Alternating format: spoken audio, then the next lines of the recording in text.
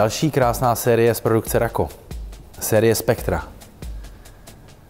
Doslova vás vybízí se ho dotknout. Všimněte si těch krásných barevných kombinace a v jedné ploše vypadá, jako kdyby to byla tapeta. Série Spectra nám nabízí další 3 barevné varianty. Záleží jenom na vás, která z těch zvolených barev je vám příjemnější.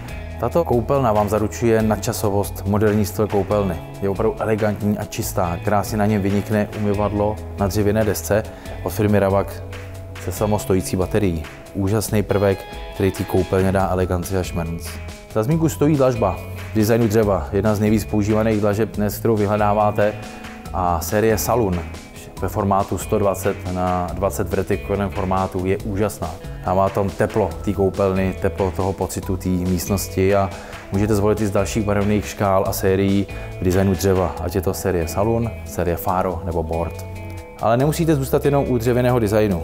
Pokud chcete industriální styl, můžete i zvolit designy betonu, ať je to série Rebel a nebo Blend.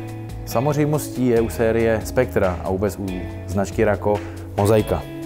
Mozaika vyrobená právě v těch různých barvách a obkladů vám zajistí, že můžete obkládat rádiusové vany, nebo máte sloupy v koupelnách, nebo jakékoliv zaoblené tvary. Můžete z ní nastříhat třeba i jednotlivé pruhy a rozdělit si obklad listelou. Opět široká škála využití a série Spectra opravdu působí nadčasově, čistě a je velmi elegantní.